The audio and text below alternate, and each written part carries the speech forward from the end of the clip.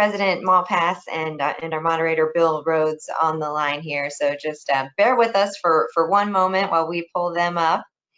And it looks like we do have President Malpass with us. Hi, welcome, President Malpass. Okay, let's see. We can't quite hear you. Let's see if we can get your microphone here. Okay, how's that? There we go. Hi, Emily. I was listening with great interest to Kristalina and to John. It was a fascinating conversation. I'm glad that you could join us. Let me just try to get Bill Rhodes up here on the line, and then we can get started. Okay. Let's see, Bill, are you there? Hi, Emily. Hi, Bill. I can hear you, but I can't see you. Can you press your webcam button?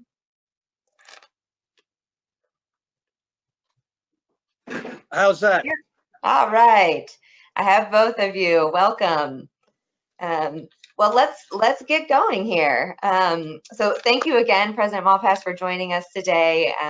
As with the Managing Director, you both are incredibly busy this week, and we very much appreciate you taking the time to join the committee and chat with us today.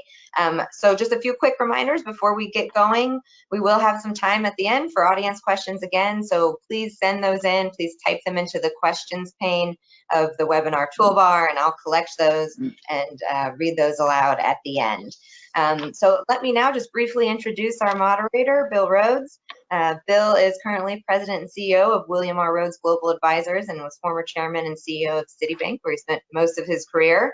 As many of you know, Bill was instrumental in the Latin American debt crisis of the 80s and 90s, so I can think of no one better to lead this discussion with President Malpass on debt and development. And as many of you may know as well, Bill has been a longtime committee member and is now on our executive committee and has been, really critical along with John and Bill Dudley and leading this revitalization of the Bretton Woods Committee and assembling the new leadership team. So Bill, your energy is endless, and I thank you so much for your dedication to the committee. So that's all from me. I'll turn it over to you to introduce President Malpass and get us started here. Thank you, Emily, and thank you for all you do. For me, it is a special honor to introduce my friend David Malpass, who assumed the role as president of the World Bank last year. David gave a great talk at our 75th compendium outlining the challenges he faced. He has a long record of public service as well as being very active in the private sector and served in a number of positions in the Treasury and on Capitol Hill. In the environment of slowing economic growth worldwide and the effect of COVID-19, questions arise on the approaches and priorities of the World Bank going forward. Personally, I believe this is the most challenging global crisis that the World Bank has faced since its founding at Bretton Woods in 1944. And we are very fortunate to have someone as talented and as experienced as David leading the World Bank at this time. In the 1980s and 90s, we saw the Latin American, Asian, and Russian debt crisis and major debt forgiveness programs for the world's poorer nations. Today, when we look at Venezuela, Argentina, Ecuador, and many countries in sub-Saharan Africa, we also are facing, again, acute sovereign debt challenges. But we also have to consider the role of China, which is now a major creditor nation in its One Belt, One Road lending program. And this is especially true with their lending to sub-Saharan Africa and a number of other developing countries.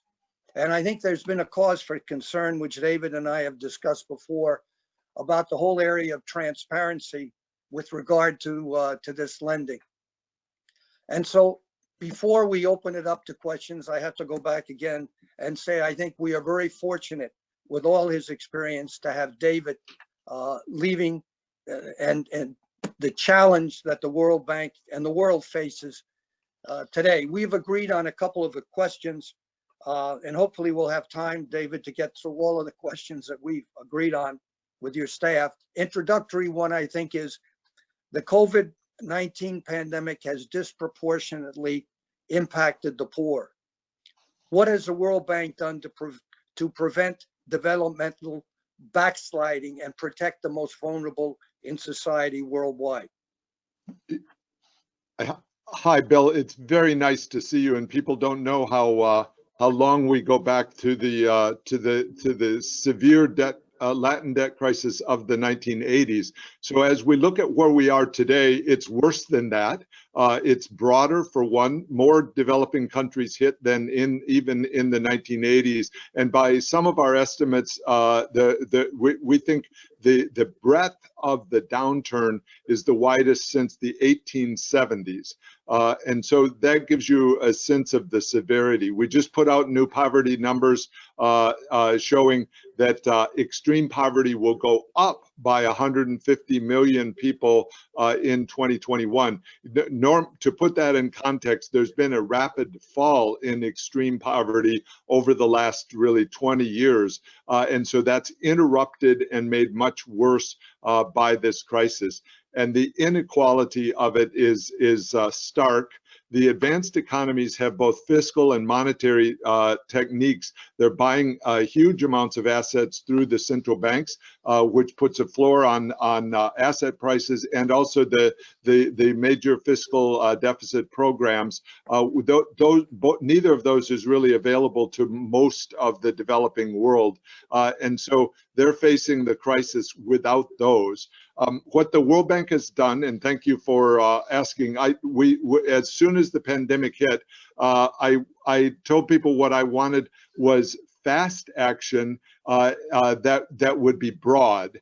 We needed to get to a lot of countries in order to be able to respond to this. So we put in place what is now 111 programs. It was very fast. In April and May, people working from home were able to get actual documented programs with, by the end of May, 100 countries, and we're now at 111, which makes it possible for them to buy COVID emergency response. I'm very pleased to report that yesterday our board approved by unanimous approval the expansion of that program, the fast track program, to vaccines, the purchase of vaccines, and also the distribution of vaccines and of treatments for COVID. So it's up to $12 billion of financing.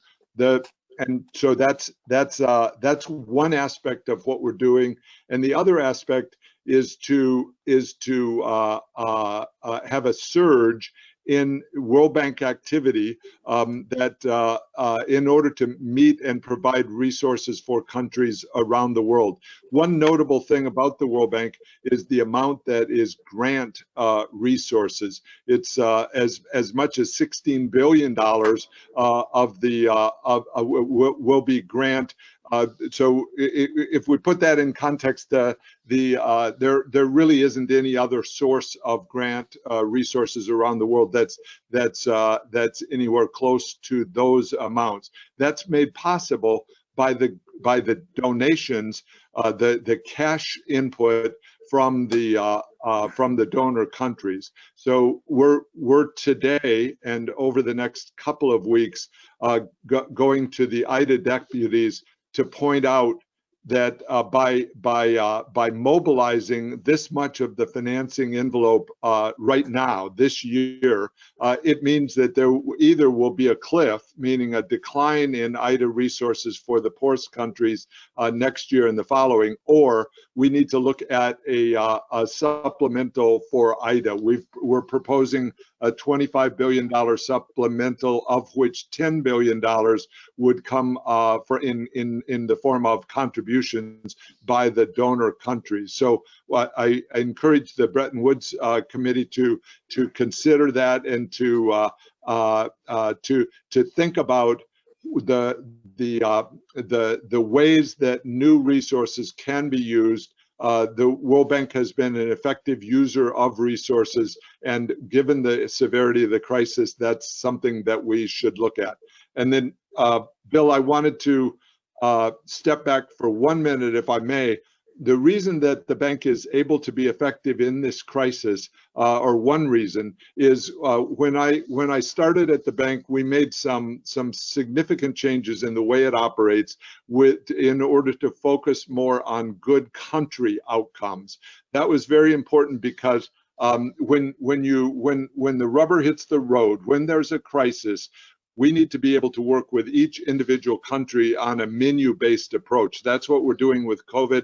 That's what we will be doing with the vaccine program. The countries will be deciding, and we are facilitating that process in a variety of ways.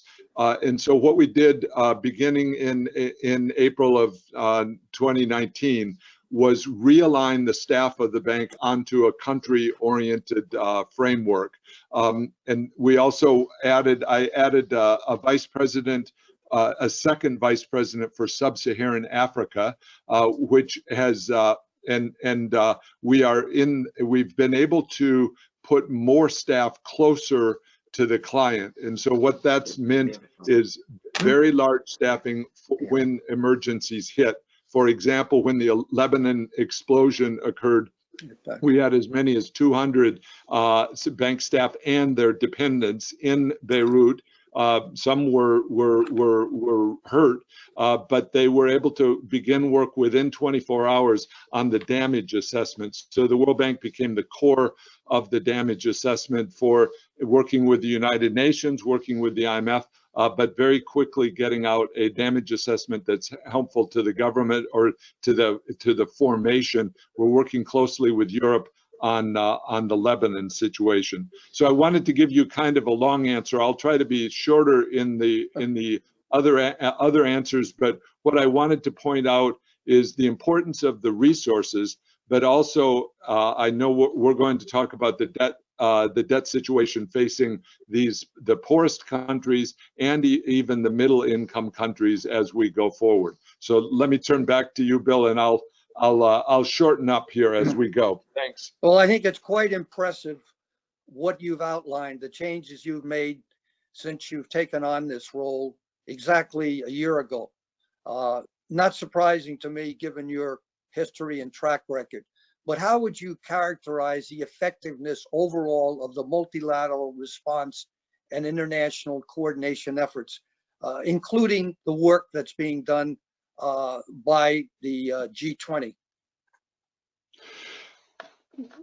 People are trying to work together, so that's good. And I think, I also believe that institutions need to take independent actions, meaning to actually move forward. We can't spend the entire amount of time talking about what we're going to do, but we have to go ahead and begin doing it. So recall in March of this year, Kristalina and I proposed a moratorium, debt relief for the poorest countries. It seems sensible given the severity of the crisis. And I was very pleased that the G20 then endorsed that, and the Paris Club has endorsed that, and we were able to move forward. I pushed very hard for the May 1 start date of the moratorium. It was important to help the countries preserve the cash flow so that they could devote more of it to the health crisis itself. So that was successful, though I have to say, as people have been reading about it, it's not nearly as successful as I had hoped.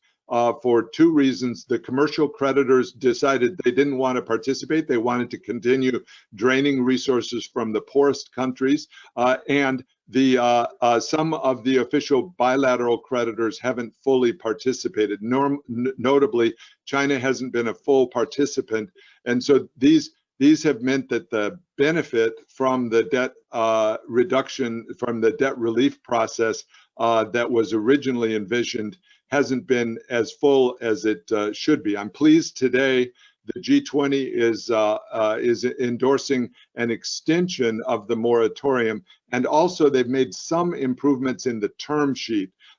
Bill, you're an expert in one of the world's biggest experts in actual debt restructurings and debt reduction efforts, and they're driven by these term sheets where people talk about what they're going to do and they share information. That's been happening, but the premise, I've been concerned that the premise of the term sheet, both the one done in April by the G20, the work that the IMF has tried to do in order to try to get commercial creditors, it hasn't been as effective as was needed. So there's a couple of strengthening points in the term sheet that the G20 is completing today, but I think much more needs to be done. We can come back to that, but the ultimate objective, I think, of everyone in common is to have countries do well. The people in the poorest countries and in the middle income developing countries do better next year than they are this year. I don't think we're at that point, and I think more work needs to be done in order to come up with an effective debt reduction process. That gets us right into, we can talk about the Latin debt crisis of the 1980s and why did it take so very long in order to actually begin to reduce the debt of the Latin countries. One question that I'd like to get to, since you already brought it up, is the extension of 6 months for the poorer countries by the G20. Some people think that that is not enough and it actually should have been extended a full year. What are your thoughts on that, David? I had proposed a full year extension, but I'm frankly of mixed views. I'm not sure I understand. Okay, let me give background. I heard a question on the line of I'm not sure I understand. So the moratorium that was agreed to by the G20 in April, which took effect on May 1, only extended through December 31. So it was, I guess that's 8 months or 7 months of debt relief for the countries, 6, 7, 8 months. It has worked okay. Some countries, a little over 40 countries are participating and saving money, meaning they've been able to defer their payments to creditors, but quite a few creditors aren't participating, so that's reduced the effectiveness of it. But what happened today, the G20 extended by 6 months, meaning through June 30th of 2021, the moratorium. So that means official bilateral creditors, such as the Exim Bank of the US, the China Exim Bank, and other bilateral official creditors are allowing the countries to defer their payments. But people should take note that deferral means just that the countries would still be on the hook to make the full payment plus interest at the end of the deferral period. And so that's why I say I'm of mixed minds. I think we need to find a way to get beyond DSSI, the debt suspension initiative, and get to actual reduction in the stock of debt for the poorest countries. That's going to be very important in order for them to attract new investment, because otherwise the debt overhang is too burdensome for them to move forward. Also, I think, David, you and I have discussed quite a bit the role of China. I mentioned it in my introductory remarks. And one of the things that is bothering people is that China is just an observer at the Paris Club, which is the official debtor creditor country forum. And it's not clear whether they are preparing to really join that. And that brings up the whole question of transparency, because the Kiel Institute in Germany estimates that One Belt, One Road alone has lent out something like $530 billion, and the terms are very obscure. So I'd like to get your thoughts on what you think China ought to be doing, because we called for China to be a stakeholder. We've been calling them to be a stakeholder as the world's second largest economy for some time. The difference here is that 10 years ago, they weren't a major creditor country. Now they are a major one. And I know you have specific thoughts in this regard. Yeah, the world has been trying to get China to join the Paris Club for years and years, 5 or 10 years. And China has been pretty clear that if it has the name Paris on it, they won't be a member because it implies that they're a rich country. The Paris Club, for those that aren't familiar, is this very old. It started maybe in the 70s or by the time I was at the Treasury Department in 1986, the Paris Club was a major institution where the world's official bilateral creditors, that's the export credit agencies, for example, were all members. And it was a very important part of the debt restructurings that were done for Brazil, Mexico, Venezuela, and Argentina in those years. So I was the Deputy Assistant Secretary for Developing Nations at Treasury during that period. And so as we fast forward to today, the Paris Club still exists, but of all of the official bilateral creditors, which includes the US, Germany, Japan, the UK, and so on, all of the majors, China makes up 65% of the total amount of debt of all of those, meaning it's 2/3 of the entire world in terms of that form of credit. And yet, they aren't a member of the Paris Club, so they don't do the reschedulings. They aren't part of the memorandum, the MOUs that are done. And so to push forward with that point, over the last week, there have been countless hours, meaning hundreds of hours by senior officials around the world of negotiation on the communique of the G20. And one of the key points has been that China doesn't really want to participate in this process in part because they have 2/3 of the debt that is in question in this process. It's very important for the health of the poorest countries that they have some relief from the payment schedule that they're facing. But as we look at individual countries, for example, Angola has been in the process of a debt rescheduling in which the Paris Club creditors all agreed to an MOU. Now, the Paris Club keeps it secret. Here I'm pushing transparency and openness, but the Paris Club itself won't release the MOU, which seems odd, but that's been their tradition and their history. But more challenging then, China is not participating in the rescheduling of the debt of Angola to a full extent. And to put that in perspective, they continue to take very large interest payments from Angola at a time when the moratorium is supposed to be in effect. They've offered, and I think it's kind of a secret discussion that they have, but they've offered to delay the principal repayments by Angola, which are huge, to China.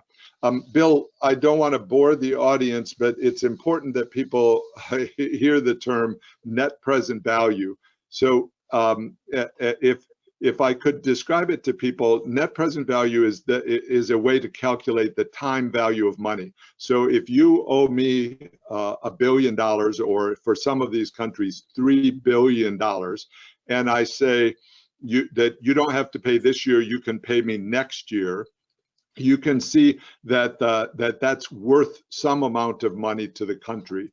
But with interest rates as low as they are right now, that's not actually worth very much, because if I have to pay you $3 billion next year, that means that no one else really wants to invest in me, because I'm going to be paying you, and the money is real, the dollar is real, and the burden of it is very real. There's no inflating your way out of debt nowadays. And so the reason I go into that, it's at the core.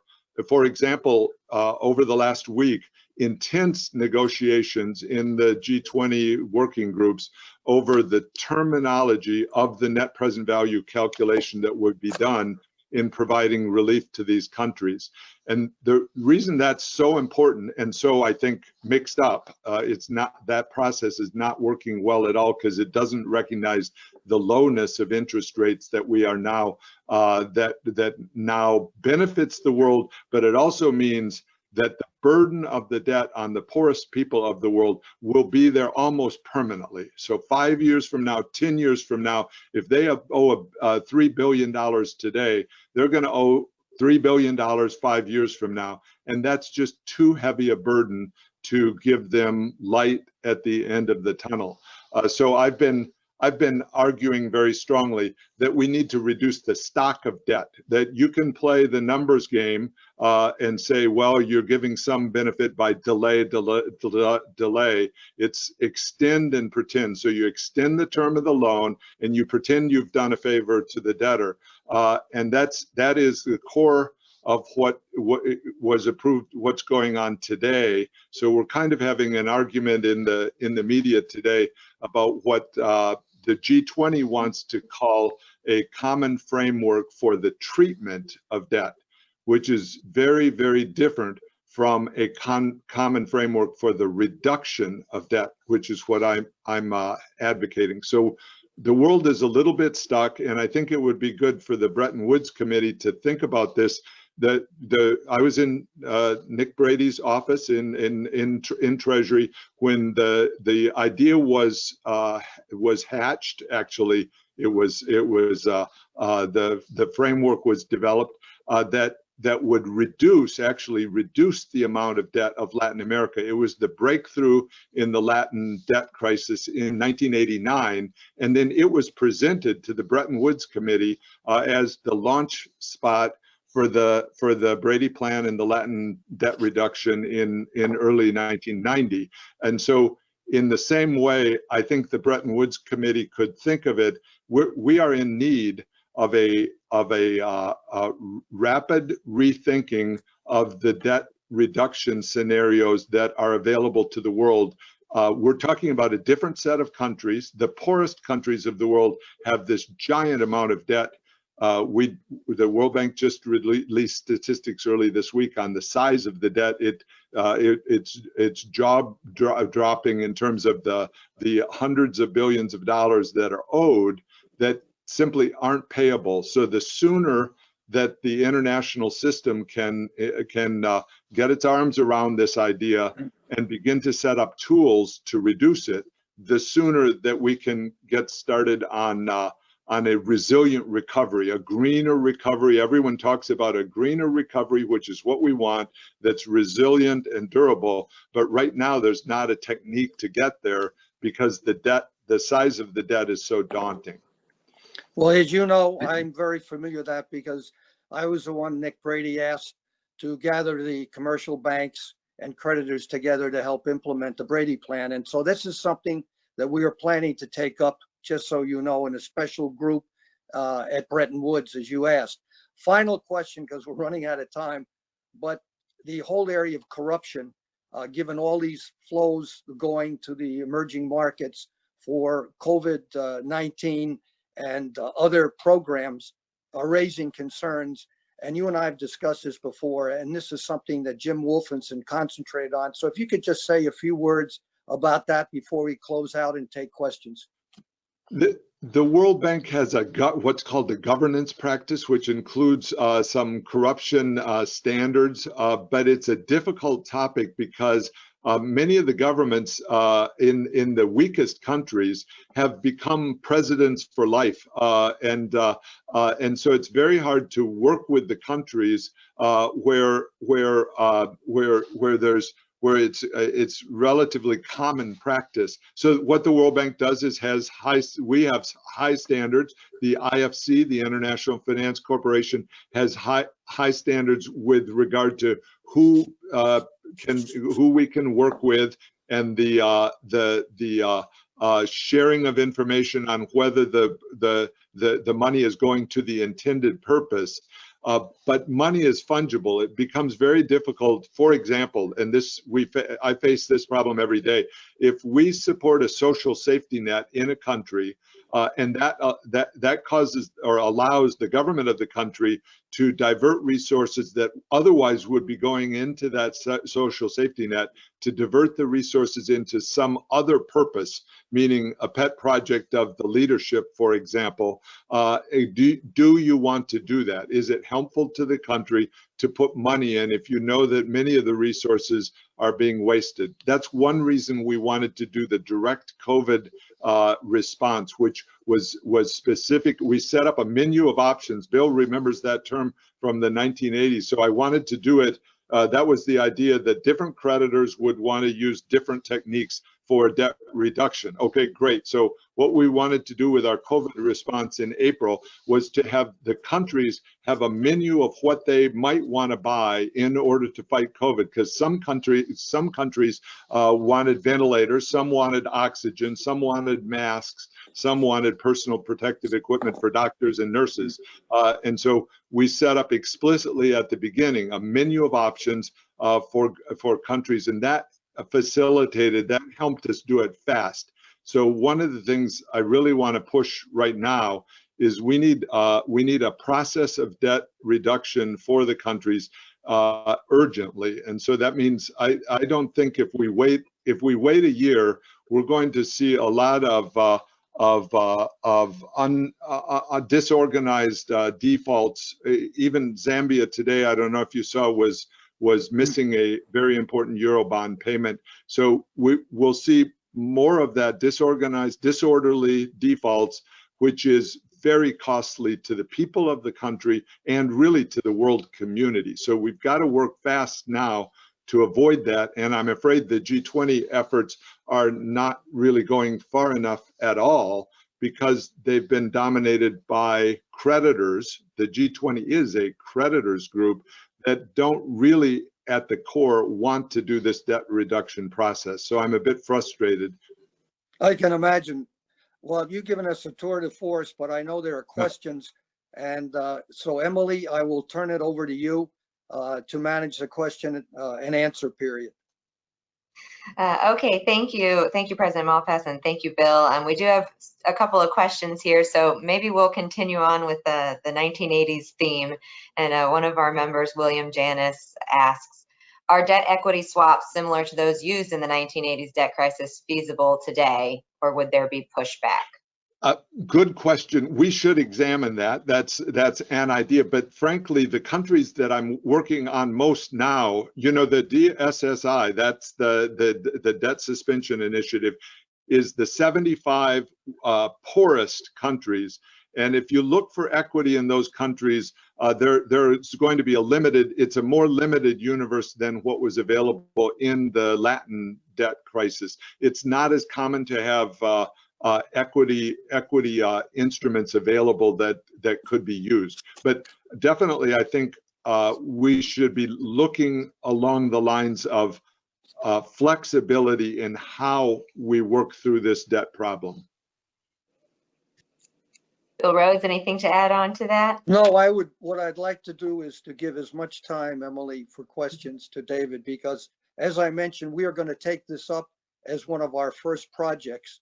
And we will be working with you and your staff on this, David, as to what we can do on this whole debt situation, including how you reduce the stock of debt. So, Emily, other questions? Emily, can I ask myself a question, then follow on to what Bill said? Bill knows this well, but for people's, there's a relationship between creditors and debtors, and the creditors right now hold even more cards than they did in the 1980s. In the 1980s, there was a struggle, and Bill was in the middle of trying to put together groups of creditors to work with debtors. But nowadays, because the Eurobond market is so much more powerful, and it's a diffuse ownership of the debt instruments, and then also because China is such a major force, which was not the case in the 1980s, then it becomes there's an imbalance, in my view, that is in favor of the creditors. They have a huge amount of the power through the IIF, through the G20, and so the debtor countries are getting left behind in this effort. And so that's why I hope that Bretton Woods could maybe think about the statutory changes that might be helpful in order to rebalance the relationship between creditors and debtors. Emily, Well, sorry. we certainly will look at that. And of course, with the Brady Plan, we securitize the debt. And this is a fallout of securitizing the debt. You can't get a few people around the table. When you were, with Nick Brady, and we were all working together on that. So it's a challenge for us. And Emily, I know, is smiling because these are things we plan to get into and working with you. Other questions, Emily? Yeah, no, I thank you, President Malpass, for asking that question. That was one of our questions, and building on that sort of imbalance between the creditor and debtor relationship. A lot of people think, the CACs are kind of the panacea to that. What are your views on that? I think they have helped. And over the last decade or 20 years, really, there's been a lot of research and thought done by the IMF, by the World Bank. My chief economist at the World Bank is Carmen Reinhart, who's a leading expert in thinking about what kind of debt contract is fair to the debtor and creditor.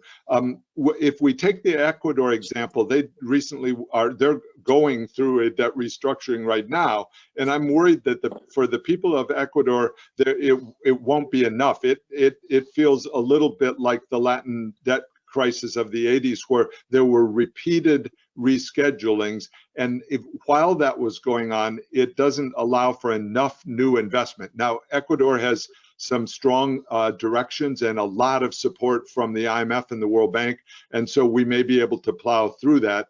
But it raises the question of, are the bond contracts having too much power in those relationships? One of the things then, this is where you get lawyers involved, and some of them will work for free. They're very well, it's a very important part of law to try to figure out whether the covenants. One of the things I've thought is, as countries roll over their contracts, the world should be putting its foot down and saying that the covenant should be lighter when they are rolled over. So as China provides a rollover, which they've done in the last month or so in Ecuador, that the new contract should be less burden, should have covenants, legal covenants that allow and foresee the interests of the debtor. They did one thing positive, and we pushed hard for this. They in that process, Ecuador and China agreed to release the previous contracts, not the current one, but the previous ones, which are under a heavy non-disclosure agreement, an NDA that had been blocking anyone from reading those contracts. And the new contract has a shorter NDA. Rather than being a permanent non-disclosure, it's got a 1-year non-disclosure. So a year from now, we will finally be able to read the current contracts that exist between Ecuador and China, which will help people understand the true debt burden of Ecuador and see whether it's sustainable. I'd like to take this opportunity, David, and Emily would be upset if I didn't, to say that we are desperately trying to get Carmen Reinhart to do a session with us. So I hope you will facilitate that, because she could be very helpful to us, and I know our audience would very much like to hear her. Just second of all, on Ecuador, which I follow very closely, because you have a first-rate finance minister there, Richard Martinez, is that as I view the restructuring, what I saw from China, which is maybe the major creditor nation there, they only rolled over their exposure for some 15 months, which is not going to help in the long run. So I think this is one of the challenges we face in this regard, and why it's necessary to get China into this process going forward. And if you apply a very high discount rate to the deferral, so they deferred the payment on some of their contracts, and then if you apply a high discount rate, you can have the feeling that you've provided relief. But the reality is that amount will come due in 15 months and will feel just as heavy a year from now, because the long-term bond yields in both the US and in China are very low. It's going to be a very burdensome debt at the end of that period. That raises one issue. As transparency penetrates, then what lenders and borrowers are adept at doing is finding more complicated ways to avoid the transparency. So one of those techniques is the central bank swaps and also central bank deposits. So if I'm a central bank and I deposit money in your central bank, which then makes it available within your country, typically that was not counted as debt, even though I was able to demand, it was a demand note. This is the case of Pakistan, the case of Mongolia, and so on. And so what we've done in our most recent debt statistics is take note of those relationships and count it as part of the debt of the country. That way you can get a fuller picture and find out how to help the country become more sustainable in its debt. But typically those were, let's say, short-term contracts that rolled over repeatedly. So each time they roll over, it gives great deal of leverage to the creditor to demand concessions from the debtor at the time of the rollover. So those short-term contracts are challenging for the people of the debtor country because they come due, the bill comes due every 15 months in this case. Emily, how are we doing on time? And do we have any time for additional questions before I sum up? Yeah, let's wrap up with one final question, and I'm going to move away from debt for a moment. President Malpass, you mentioned the vaccine announcement that was approved just yesterday by the board.